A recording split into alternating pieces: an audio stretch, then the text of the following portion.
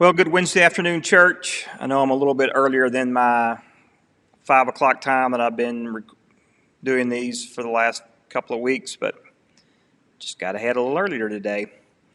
Once again, I sat in an empty auditorium wishing that I was hearing the sounds of meals being prepared and people beginning to gather, and reflecting on what I might be teaching tonight in a class.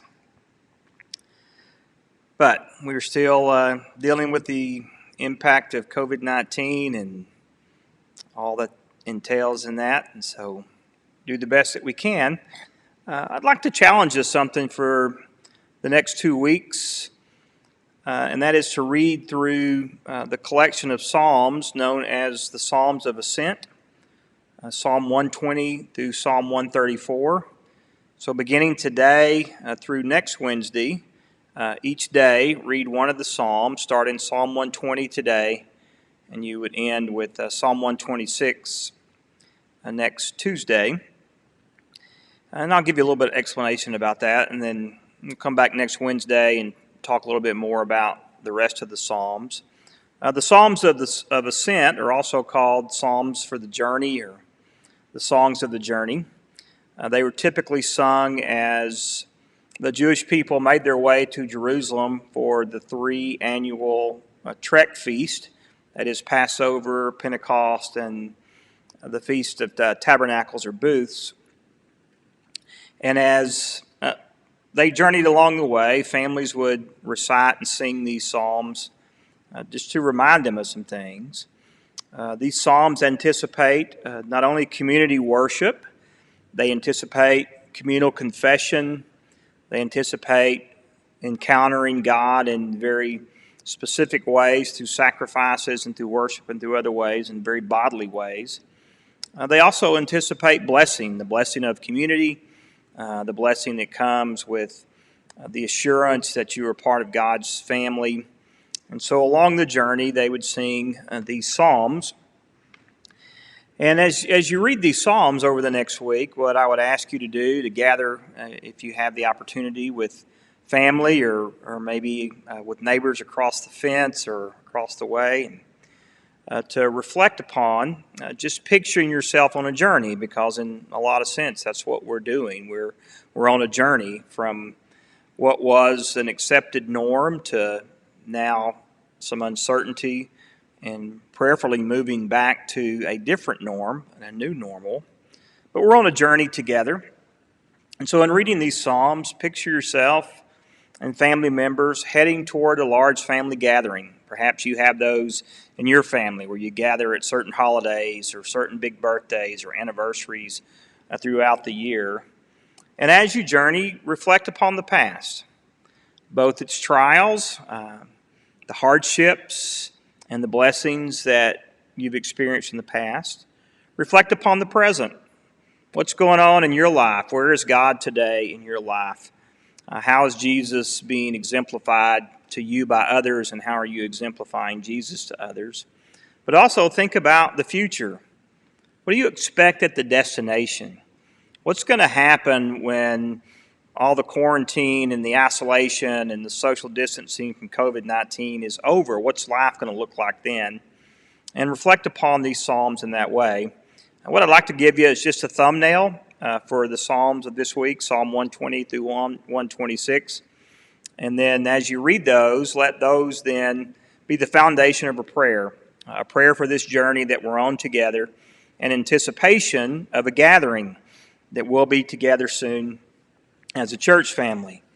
Psalm 120, its focus is this. It is the psalmist identifying themselves as an alien, one who lives in a place temporarily, and that's what we're doing. We're living in a state of being, in a temporary state of being. And this temporary state of being has its challenges and hardships and strife and chaos, but the psalmist is certain that God is present. And for the psalmist in Psalm 120, the gathering at Jerusalem represented home and the place where God would be experienced and God would be known communally. Psalm 121 is about help for the journey.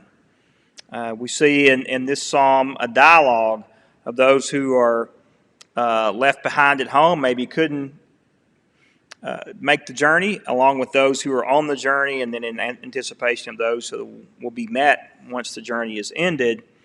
There's questions. Who's going to help as they look around the area? And then there's response. And at the end of the psalm, there is again an affirmation that God can be trusted to help. In Psalm 122, there is an anticipation of a destination that's going to happen. Jerusalem, or the place of worship, is the gathering, as the gathering point, is the focus of this psalm. It's the home of where God's people gather together. And so the petition for the psalmist in Psalm 122 is for that place, the community, and the place where the community dwells, that there be a blessing on that. Psalm 123 is about the eyes of the soul. What do we see when we look deep within? While as being the servants of God, how do we recognize God's power and sovereignty and presence in our lives? And so when you read through Psalm 123, I really challenge you to look around your physical presence and where you're going to be, and what do you see, and where do you see God, and where do you see yourself in the call and the ministry of God.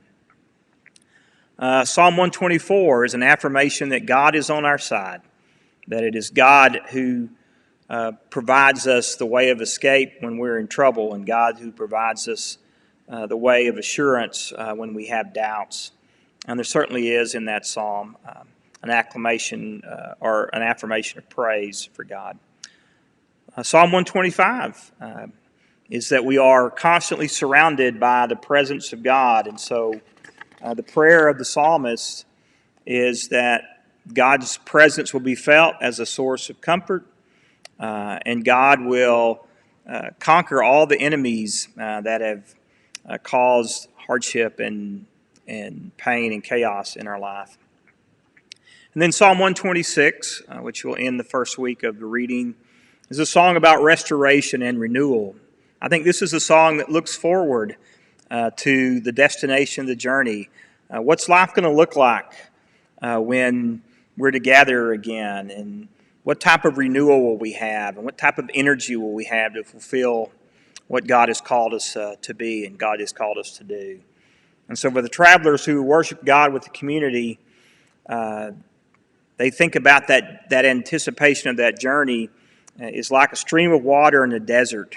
It's refreshing, and it's a source of energy, a source of renewal. And one day we'll reach that journey, and hopefully not in the too distant future. And so I really challenge you to read through Psalm 120 through 126 over the next 7 days, and to, again, let those Psalms be the foundation of a prayer as we journey through this state of being together, in anticipation of it being over, and really in anticipation of us gathering together again for worship as the entire family of God that calls the Marble Falls Church of Christ its home. Again, I wish you were here. I don't like doing these things in an empty auditorium. Soon, and very soon, I hope that we'll be together again.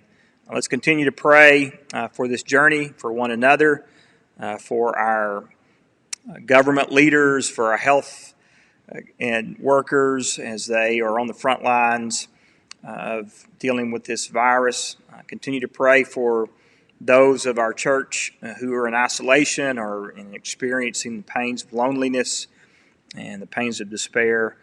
Reach out to them in the best ways that you can to give them comfort and peace. Know that I love you and I miss you. I look forward to when the time when we're together again, and in our own way we reach Jerusalem to celebrate the goodness of God and to celebrate the blessing of being part of the community. Peace.